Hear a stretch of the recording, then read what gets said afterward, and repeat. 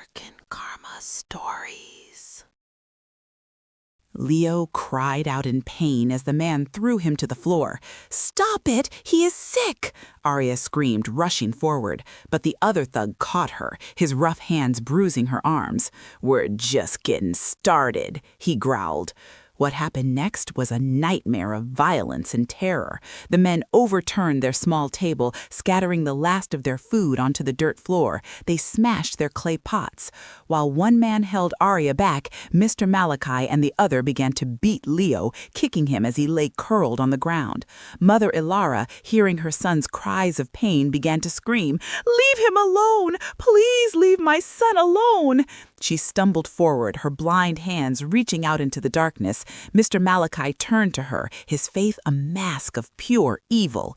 "You old witch," he spat. "This is all your fault. If you had just died with your husband, none of this would be happening." He grabbed the frail old woman and began to drag her towards the door. "No, mother!" Aria shrieked, struggling against the man who held her. "Don't take her, please!" But her pleas were useless. They dragged her mother out into the dark night. Then, to Aria's horror, one of the men took the kerosene lamp and threw it onto the dry, thatched roof of their small house. The roof caught fire instantly. Flames shot up into the night sky, casting a terrifying orange glow over the scene. The heat was intense, and the smell of smoke filled the air. The men laughed as they backed away from the burning house, leaving Aria and her brother inside. "This should teach you to mess with the prince," one of them shouted.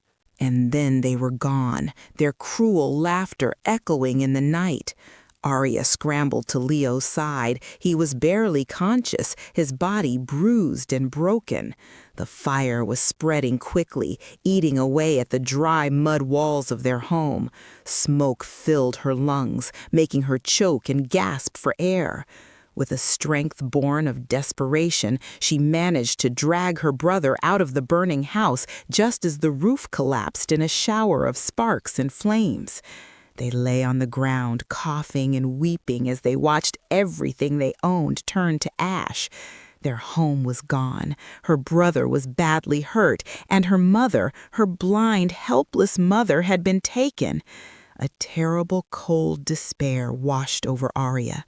They had no one to turn to. Then a single thought pierced through her grief and terror. Prince Julian. He had promised to help. He was her only hope. She didn't know if he was in the manor or if he would even see her, but she had to try. Leaving Leo in the care of a neighbor who had come running at the sight of the fire, Aria began to run. She ran down the dark, dusty path, her bare feet pounding against the hard earth. She ran towards the distant lights of the manor, tears streaming down her face, her heart crying out one name over and over again. "Julian!" The grand gates of the royal manor loomed before Aria like an iron wall. They were tall and imposing, decorated with the golden crest of the kingdom. 2 guards in crisp uniform stood on either side, their faces stern and impassive. Aria ran the last few steps, her breath coming in ragged gasps, her lungs burning. "Please," she pleaded, clutching the iron bars. "I must see the prince. It is an emergency." One of the guards looked her up and down, his eyes taking in her torn, smoke-stained wrapper and her bare, dusty feet. A look of disdain crossed his face. "The prince is not available," he said, his voice cold and dismissive. "Go away." "But you don't understand," Aria cried, her voice cracking with desperation. "My mother has been taken. My house, it's been burned. He said he would help me." The second guard laughed, a short, ugly bark. "The prince help you? Why would the prince help a village rat like you? He is busy. He is with his fiancee, the chancellor's daughter. He has no time for beggars." His fiancee. The words hit Aria like a physical blow. Of course. How could she have been so foolish? A prince and a poor village girl? It was a children's story, not real life. He had been toying with her, amusing himself with her poverty. The kindness, the promises, it had all been a lie. The last flicker of hope in her heart died, leaving behind a cold, dark emptiness. The guard's laughter followed her as she stumbled away from the gate, her body numb with shock and grief. She had nowhere to go. Her home was a pile of smoldering ash. Her brother was injured, her mother was gone, and the one person she had believed in, the one person who had given her a reason to hope, had abandoned her. She wandered aimlessly, her feet carrying her away from the village and into the dark woods that bordered the manor estate. The night was cool, but she felt a chill that had nothing to do with the temperature. It was the chill of absolute despair. The world had taken everything from her, her father, her siblings, her mother's sight, and now her home and the last of her family. What was the point of going on? What was left to live for? The pain in her heart was a physical ache, a crushing weight that made it hard to breathe. She looked up at the tall trees, their branches like dark skeletal fingers against the moonlit sky. Her eyes fell upon a thick rope hanging from a low branch, left behind by some farmers who had been clearing the land. An idea, dark and final, took root in her mind. An end. An end to the pain, the struggle, the constant relentless suffering. It seemed like the only way out, the only path to peace. Her movements were slow and mechanical, as if she were watching someone else. She picked up the end of the rope and with a numb determination began to tie a loop. Her fingers fumbled with the knot, but she kept trying until it was secure. With a strength she didn't know she possessed, she climbed the rough bark of the tree, perching on the thick branch where the rope was tied. The world below looked distant and unreal. The sounds of the night, the chirping crickets, the rustling leaves seemed to come from a faraway place. She took one last look at the moon, a pale, lonely circle in the dark sky. A single tear traced a path down her cheek. "Mother," she whispered, "Father, I'm coming." She slipped the rough noose over her head and around her neck. She closed her eyes, took a shaky breath, and prepared to let go. The weight of the world had become too much to bear. She was ready to let it all fall away. In the suffocating darkness of her despair, suicide felt like the only possible escape. Prince Julian felt a knot of unease tightening in his stomach. The forced dinner with Selina at a fancy restaurant in Oakhaven had been a miserable affair. She had chatted endlessly about fashion and parties while he had stared out the window, his thoughts miles away in a small, dusty hamlet. "You haven't heard a word I've said, have you?" Selina had accused, her voice sharp. "I'm sorry," he had mumbled. "I have a lot on my mind now." As Caleb drove them back towards the manor, the feeling of dread grew stronger. Something was wrong. He could feel it in his bones. It was an irrational feeling, but it was so powerful he couldn't ignore it. "Caleb," he said suddenly, "turn here." Caleb glanced at him in the rearview mirror. "But my prince, this is not the way to the manor." "I know," Julian said, his voice sharp. "It's a shortcut through the woods. Just do it." Selina sighed dramatically from the back seat. "Honestly, Jules, can't we just go home? I'm tired of all this driving around in the dark." Julian ignored her. "Hurry, Caleb." Caleb, sensing the urgency in the prince's voice, turned the car onto a narrow, bumpy track that led into the forest. The headlights cut a bright path through the darkness, illuminating the gnarled trunks of ancient trees. Julian leaned forward, his eyes scanning the woods on either side of the road. He didn't know what he was looking for, but his heart was pounding. And then he saw it, a flash of color in the branches of a large tree just off the path. It was the same pattern as the wrapper Aria had been wearing when he first met her. "Stop the car!" he yelled, his voice raw with alarm. Before the car had even come to a complete stop, he threw open the door and scrambled out. He ran towards the tree, his heart hammering against his ribs. The scene that met his eyes would be burned into his memory forever. It was Aria. She was standing on a thick branch, a rope tied around her neck. Her eyes were closed, her face pale and streaked with tears in the harsh glare of the car's headlights. "No!" The word was torn from his throat. He didn't think, he just acted. He scrambled up the rough bark of the tree, his expensive clothes tearing, his hands scraping against the wood. He reached her just as she seemed to sway, her body about to fall. "Aria, don't!" he cried, grabbing her. Her eyes fluttered open, wide with shock and confusion. He saw the flicker of recognition, followed by a wave of fresh despair. He fumbled in his pocket for the small, ornate knife he always carried. With trembling hands, he sawed at the thick rope until it frayed and snapped.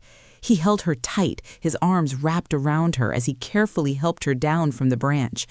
Her body was limp in his arms, her sobs shaking her small frame. He sank to the ground with her, holding her close, rocking her like a child. "It's okay," he whispered, his own voice thick with emotion. "You're safe now. I've got you." He didn't know how long they sat there on the cold, damp earth, surrounded by the darkness of the forest. He just held her, letting her cry out all the pain and terror. He felt a rage building inside him, a cold, hard anger at whoever had driven her to this. Selina had gotten out of the car and was standing by the road, her arms crossed, a look of annoyance on her face. "What is all this drama about?" she called out. "Can we please go?" Julian looked at her, and the look in his eyes made her take a step back. It was a look of pure, unadulterated hatred. He turned his attention back to Aria, who had finally stopped sobbing. She was barely conscious, her head resting against his chest. "They took her," she whispered, her voice a faint, broken sound. "They took my mother, and they burned our house." The words hit Julian like a punch to the gut. It was worse than he could have imagined. He held her tighter, a fierce, protective love surging through him. "Who?" he asked, his voice a low growl. "Who did this to you?" Aria shook her head weakly, unable to speak. It didn't matter. Julian already knew. He knew who was behind this. The pieces clicked together in his mind. His father's anger, Selina's jealousy, the talk of a greedy uncle. It all led back to one source. He gently lifted Aria into his arms. She was surprisingly light. He carried her back to the car, ignoring Selina's protests. "Take her," he ordered Caleb, carefully placing Aria in the back seat. "Take her to the Royal Clinic in Oakhaven. Tell Dr. Sterling I am coming, and find her brother. He is with a neighbor. Take him there too. Do not let anyone from the manor know." "Yes, my prince," Caleb said, his face grim. "And you," Julian said, turning to Selina, his voice dangerously calm, "you will come with me." He practically threw her into the front seat and got behind the wheel himself. He turned the car around with a screech of tires and sped back towards the manor, his knuckles white on the steering wheel. The night was far from over. There were people who were going to pay for what they had done. He would make sure of it. The Royal Clinic was a small private hospital in a quiet part of Oakhaven, funded by the kingdom for the exclusive use of the royal family and their staff. It was the perfect place to keep Aria and Leo safe and hidden. Dr. Sterling, an old and trusted friend of the family, assured Julian that they would receive the best possible care. Leo's injuries were serious but not life-threatening, and Aria was being treated for shock and exhaustion. Leaving them in the doctor's capable hands, Julian set his plan in motion. He did not trust the official palace guards, who were ultimately loyal to his father. Instead, he called upon a small, elite team of men who were personally loyal to him. Men he had served with during his time in the army. They were discreet, efficient, and utterly reliable. His instructions were simple and brutal. Find the men who attacked Aria's family. I want them found, and I want them to talk. Use any means necessary. It did not take long. Within hours, his men had located one of the thugs, a local troublemaker known for his cowardice, cowering in a local tavern in a neighboring hamlet. They brought him to a secluded warehouse on the outskirts of the city. Julian stood before the terrified man, his face cold and hard. He was no longer the gentle prince Aria had met on the dusty road. He was a commander, and his anger was a palpable force in the room. "I am only going to ask you once," Julian said, his voice a low growl. "Who paid you to attack that family?" The man, his face already bruised from his capture, trembled. "I don't know what you're talking about." Julian nodded to one of his guards. The guard delivered a single sharp blow to the man's stomach. The thug doubled over, gasping for air. "Let's try again," Julian said calmly. "Who paid you?" This time the story came tumbling out. The man confessed everything. He said it was Mr. Malachi, the girl's uncle who had hired them. He had promised them a share of the money he would get from selling the family's land. "And who paid Malachi?" Julian pressed, his eyes like chips of ice. The thug hesitated. "He said it was a woman, a rich woman from the city. He didn't say her name." "Describe her," Julian commanded. The man's description was unmistakable. The red hair, the fancy clothes, the expensive car. It was Selina. The rage in Julian's heart burned hotter. She had not only tried to ruin Aria's life, she had used his own people, the people of his kingdom, to do her dirty work. "Where is the blind woman?" Julian asked, his voice dangerously quiet. "Malachi has her," the thug stammered. "He's holding her in an old abandoned shed near the river. He was waiting for the rich woman to pay him the rest of the money before getting rid of her." Getting rid of her! They had planned to murder a helpless blind old woman. Julian felt sick to his stomach. He turned to his lead guard. "Take 2 men and go to that shed. Get the woman out safely and bring Malachi to me alive." The guard nodded and left immediately. Julian looked back at the whimpering thug on the floor. "As for you," he said, "you will come with me to the manor. You are going to tell my father exactly what you just told me." He strode out of the warehouse, the thug being dragged behind him by the remaining guards. The drive to the manor was a blur of fury. He had been a fool. He had underestimated Selina's cruelty and his father's stubborn pride. He had tried to handle the situation with discretion, but discretion was no longer an option. He had let his father's politics and Selina's manipulations hurt the one person who had shown him true kindness and decency. He had failed to protect her, but he would not fail her again. When he arrived at the manor, he did not wait to be announced. He stormed past the startled guards and headed straight for his father's private study. He knew the king would be there, probably congratulating himself on having put his wayward son back in his place. He was about to show his father just how wrong he was. The time for quiet defiance was over.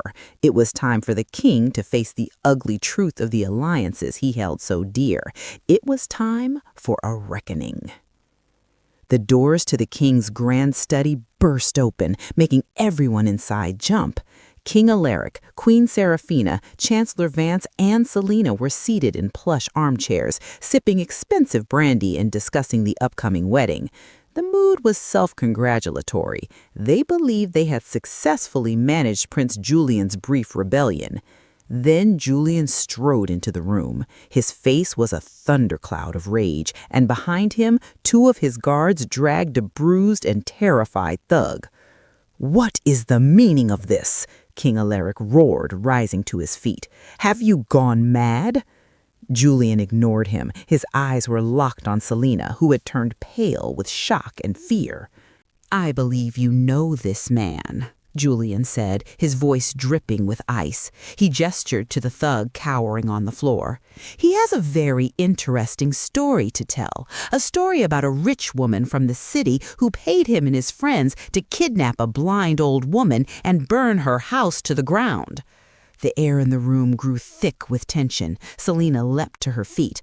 "I don't know what you're talking about. I've never seen this man in my life." "Liar!" Julian roared, taking a step towards her. The guards beside him tensed, ready to intervene. "You thought you could get away with it, didn't you? You thought you could destroy an innocent family, and I would never find out." He turned his furious gaze on his father. "And you! This is what your precious alliance has brought us. Attempted murder, kidnapping, all so you can join our family with this snake?" Chancellor Vance, Selena's father, looked horrified. "My daughter would never do such a thing. This is an outrage." "Oh, really?" Julian sneered. He grabbed the thug by the collar and hauled him to his feet. Tell them everything, or I swear I will let my men finish what they started." The thug, sobbing with fear, recounted the entire sordid tale. He told them how Mr. Malachi had hired them, how they had attacked the family, and how it was all paid for by a woman who matched Selena's description perfectly. When he was finished, a deathly silence filled the room. Selena's face had crumbled. The mask of arrogance was gone, replaced by pure, unadulterated panic. "He's lying!" she shrieked. "That pig of an uncle is lying to save himself. It's all a plot to ruin me." But no one was listening. The truth was plain to see in her terrified eyes. King Alaric stared at his son, then at Selena, and then at his old friend, Chancellor Vance. The foundation of his carefully planned world was collapsing around him. He had been so focused on power and politics that he had been blind to the wickedness growing right under his own roof. He had pushed his son towards a monster. The shame was a heavy weight in his chest, followed by a wave of royal fury. He had been deceived and dishonored in his own manner. "Guards!" he bellowed, his voice thundering through the study. The official guards rushed in, their faces grim. "Arrest her," the king commanded, pointing a trembling finger at Selena. "And find this man Malachi. Find him and bring him to me. They will both answer for their crimes." Selena screamed as the guards took her by the arms. "You can't do this to me. My father is the chancellor. Julian, tell them it's a mistake." But Julian just stared at her with cold contempt. "The only mistake," he said quietly, "was ever believing you were worthy of being a princess." As they dragged a hysterical Selena from the room, Chancellor Vance sank back into his chair, his face pale and slack. His political ambitions had just gone up in flames, consumed by his own daughter's evil. King Alaric looked at his son, his eyes filled with a mixture of anger, shame, and a dawning respect. He had seen Julian not as a foolish boy, but as a man, a prince who fought for justice, even when it meant defying his own king. "Father," Julian said, his voice now quiet and heavy with exhaustion, "my men are on their way to rescue Aria's mother. I must go to them." The king simply nodded, unable to speak. The grand study, which had once been a symbol of his power, now felt like a prison of his own making. He had nearly sacrificed his son's happiness and the lives of an innocent family for a worthless alliance. The reckoning had come, and the price was his own pride. The abandoned shed by the river was dark and damp, smelling of mud and decay. Inside, Mother Alara was tied to a wooden post, her blind eyes wide with terror. She had been here for hours, listening to the cruel taunts of her nephew, Mr. Malachi. He had told her that her children were dead, that their house was gone, and that she would be next. "Soon, old woman," he had sneered, "all of this land will be mine, and you will be food for the fishes." Suddenly, the shed door burst open. Before Malachi could react, he was surrounded by Prince Julian's men. They moved with a swift, silent efficiency that spoke of military training. Malachi, cornered and terrified, grabbed Mother Alara and held a knife to her throat. "Stay back," he shrieked, "or the old witch dies." The men froze. From the doorway, Prince Julian appeared, his face a grim mask. "Let her go, Malachi," he said, his voice dangerously calm. "Not a chance, Prince," Malachi cried, his eyes wild with panic. "You'll have to kill me first." "That can be arranged," Julian said coldly. But just as Malachi tensed, one of Julian's men, who had quietly circled around the back of the shed, created a loud diversion, smashing a window. For a split second, Malachi turned his head towards the sound. It was all the opening they needed. One of the guards lunged forward, disarming Malachi with a single sharp movement. Another guard quickly untied Mother Alara, gently helping her to her feet. "It's all right, Mother," Julian said, his voice now soft and reassuring as he rushed to her side. "You're safe now. We've got you." The old woman trembled, reaching out with her hands. "My children," she sobbed. He said they were—" "They are safe," Julian said gently, taking her frail hand in his. "They are both safe. I am taking you to them now." The reunion at the clinic was a flood of tears and relief. Aria and Leo wept as they clung to their mother, who ran her hands over their faces, her touch a desperate confirmation that they were truly alive. Julian stood back watching them, his heart aching with a mixture of joy and guilt. This family had suffered so much, and it was partly his fault. He had brought this trouble into their lives. Later, as Mother Alara rested in a clean, comfortable bed, her children by her side, the door to the room opened. King Alaric and Queen Seraphina entered, their faces etched with remorse. The king, stripped of his usual arrogance, looked old and weary. He walked slowly to Mother Alara's bedside and bowed his head. "Madam," he said, his voice heavy with shame, "I have come to ask for your forgiveness." Mother Alara, startled by the king's voice, sat up. "Your Majesty?" "There are no majesties here," the king said quietly. "Only a foolish old man who has caused your family great pain. My son has told me everything.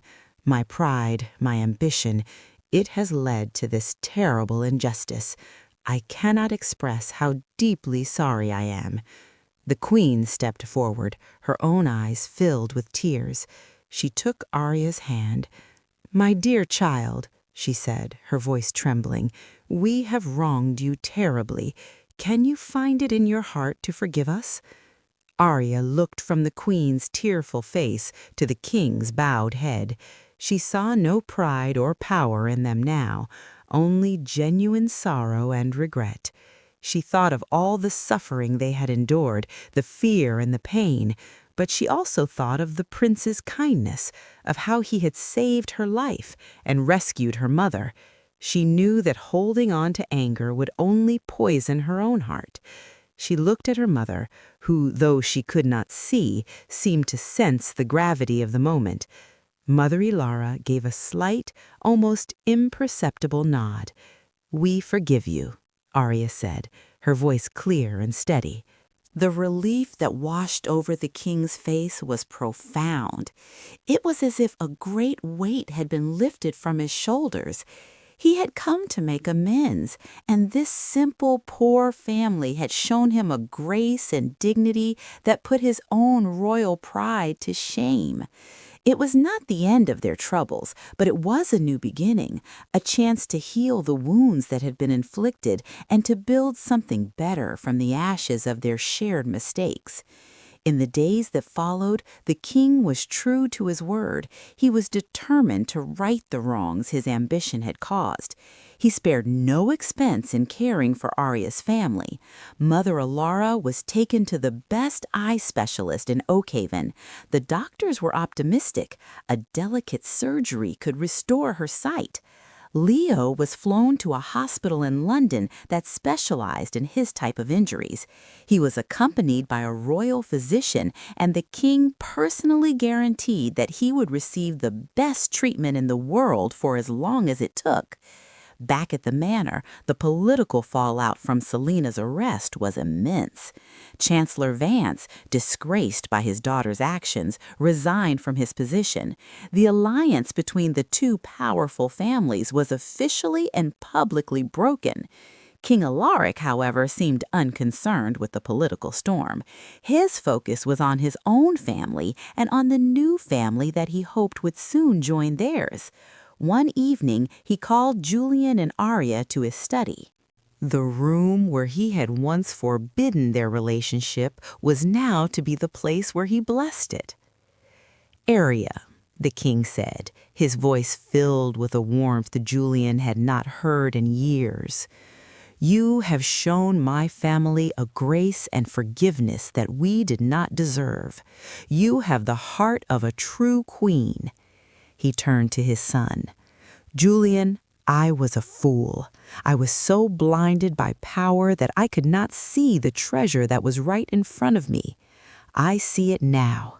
I see the love you have for this young woman and the goodness she has in her." He took a deep breath. "I was wrong to stand in your way. I give you my blessing to marry Aria if she will have you."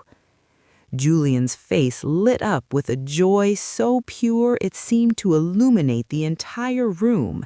He turned to Aria, his eyes shining. "He is giving us his blessing." Aria was overwhelmed.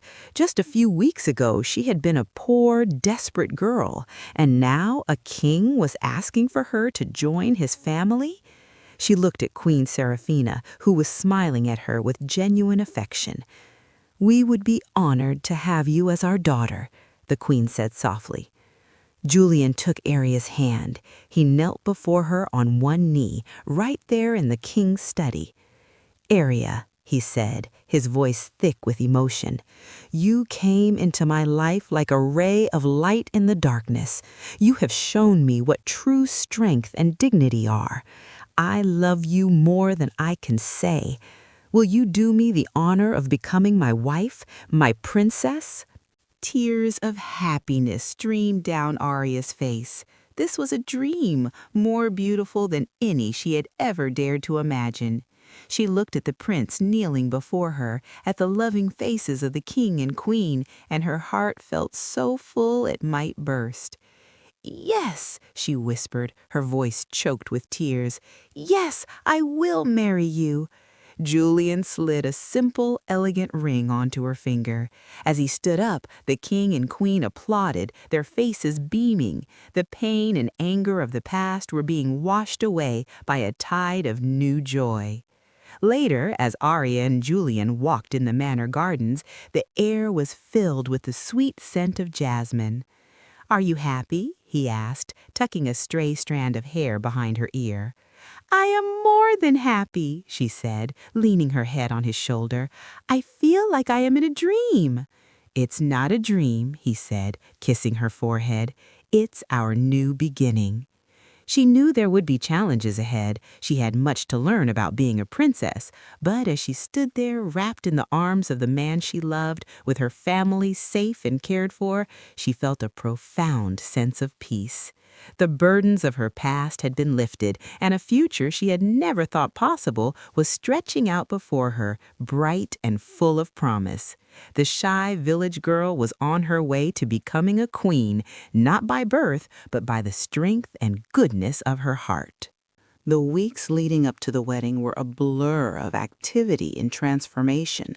The manor buzzed with preparations, but for Aria, the most important changes were happening within her own family. The day of Mother Alara's surgery arrived. Aria and Julian waited anxiously at the hospital in Oakhaven.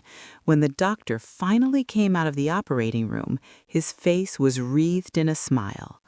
"The surgery was a complete success," he announced. "She will see again." Aria burst into tears of pure, unadulterated joy. Julian held her, his own eyes misty. A few days later, the bandages were removed. Mother Alara blinked, her eyes slowly adjusting to the light. The first thing she saw was the face of her daughter, radiant and beautiful. "Aria," she whispered, her voice filled with a wonder that brought fresh tears to everyone's eyes. "My beautiful daughter, I can see you." They clung to each other, weeping and laughing at the same time. For Mother Alara, it was a miracle to see the world again after years of darkness, to see the face of the child who had cared for her so selflessly. It was a gift beyond price. The good news continued. Letters from London arrived with updates on Leo. His recovery was remarkable. The doctors were confident he would make a full recovery, and he was already enrolled in a special school to continue his education while he healed. These blessings were the foundation upon which Aria built her new confidence. The shy, uncertain village girl began to blossom. She was still humble and kind, but the weight of constant worry was gone, replaced by a quiet strength and a radiant happiness. Queen Seraphina became her gentle mentor. She spent hours with Aria, patiently teaching her the intricate customs of royal life, how to walk, how to talk, how to greet dignitaries, and how to preside over a formal dinner without lighting a cigarette at the table. Unlike Selena, Aria was an eager and respectful student. She soaked up the knowledge not because she craved power, but because she wanted to make Julian and his family proud. "You have a natural grace, my dear," the queen told her one afternoon as they practiced pouring tea from a heavy silver pot. "You were born to be a queen." Aria blushed, but she felt a warmth spread through her. She was beginning to feel like she belonged. The manor, which had once seemed so intimidating, was starting to feel like home. One afternoon, as Aria was in her new, beautifully decorated chambers reading a book, a royal attendant brought her a letter. The envelope was plain, and the handwriting was sharp and angry. Curious, she opened it. The letter was from Selena. She had somehow managed to have it smuggled out of the prison where she was awaiting trial. The words on the page were filled with venom and hate. "You think you have won, you little village rat," the letter began. "You think you can steal my life, my prince, my throne, and get away with it? But this is not over. I will get out of here, and when I do, I will destroy you. I will make you wish you had never been born. Enjoy your fairy tale while it lasts, because I promise you it will have a very unhappy ending." A cold chill ran down Aria's spine. She stared at the hateful words, and for a moment the old fear returned. The world was still a dangerous place. There were still people who wished her harm. She crumpled the letter in her hand. She thought about showing it to Julian or the king, but she stopped herself. Why should she let this woman's poison spoil their happiness? Selena was in prison. She was powerless. Her words were just the desperate threats of a defeated enemy. Aria walked over to the fireplace and threw the crumpled letter into the flames. She watched as it blackened and turned to ash. She would not live in fear. She had been given a second chance at life, a chance for happiness, and she would not let the shadows of the past darken her future. The wedding was just a week away. She had a new life to build, a kingdom to serve, and a prince to love. She would focus on the light, not the darkness. She had overcome so much to get here. She would not let the hatred of one bitter woman break her now. The day of the royal wedding dawned bright and clear.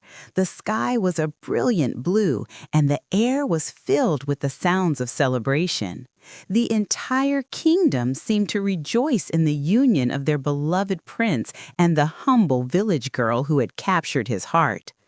Aria stood before the mirror in her chambers, a vision in white. Her wedding dress was a masterpiece of silk and lace, simple yet breathtakingly elegant. Queen Seraphina had helped her choose it, and now she stood behind her, adjusting the delicate veil. "You are beautiful, my dear," the queen said, her eyes shining with affection. "Truly beautiful." Aria looked at her reflection. It was hard to believe this radiant, confident woman was the same girl who had once fetched water in a faded wrapper. She thought of Selena's threatening letter, a small shadow in the corner of her mind, but as she looked at the joy on the queen's face, she pushed the thought away. Today was about love and new beginnings. The wedding ceremony was held in the grand courtyard of the manor. It was a perfect blend of two worlds. The royal family and their distinguished guests sat on one side, dressed in their finest robes and jewels. On the other side sat the people from Aria's hamlet, including her friend Mira. Their colorful traditional attire, a vibrant splash against the manor's formal setting. They were honored guests, a symbol of the new unity the marriage represented. At the front sat Mother Ilara. Her sight was now clear, and she wore a beautiful new wrapper, a gift from the queen. Tears of pure joy streamed down her face as she watched her daughter walk down the aisle on the arm of the king himself. Julian waited at the altar, his eyes fixed on Aria. The love in his gaze was so powerful, it seemed to light up the entire courtyard. As she reached him, he took her hand, and his touch was a steady, reassuring promise. They exchanged their vows in clear, strong voices, their words echoing in the quiet reverence of the crowd. When the high priest pronounced them husband and wife, a great cheer erupted from the guests. The celebration that followed lasted for 3 days. There was feasting, dancing, and music that filled the air from morning until late at night. Prince Julian and his new princess, Aria, moved among the people, greeting everyone with warm smiles and genuine kindness. Aria made sure to spend extra time with her friends from the hamlet, laughing and sharing stories, never once letting her new status create a distance between them. On the final evening of the celebration, Julian and Aria stood on a balcony overlooking the manor gardens. The moon was full, and the stars were scattered like diamonds across the dark velvet of the sky. "Are you happy, my princess?" Julian asked, wrapping his arms around her. "I am more than happy," Aria said, leaning back against his chest. "But it all feels so big. I worry that I am not ready to be a princess." "You are more ready than anyone I know," he said softly. "You have a kind heart, a strong spirit, and you love the people. That is all a true queen needs." He was right. Aria knew her journey had given her a unique perspective. She understood the struggles of the common people because she had lived them. She could be a bridge between the manor and the hamlets. "I want to do something," she said, her voice filled with a new purpose. "I want to start a foundation to help the poor and to provide medical care for the blind so that no other mother has to live in darkness." Julian smiled, his heart swelling with pride. "That," he said, "is a wonderful idea, and I will help you every step of the way." They stood in comfortable silence for a long time, looking out at the kingdom that was now their shared responsibility. The road ahead would not always be easy. There would be challenges to face and duties to fulfill, but they would face them together. The poor, forsaken girl from the hamlet had found her prince, but more than that, she had found her purpose. Her own story of hardship and hope would become a beacon for her people. Her life was no longer just her own. It was a promise of a better, brighter future for the entire kingdom. And as she stood there wrapped in her husband's love, Princess Aria knew with absolute certainty that this was not the end of her fairy tale, but the very beginning.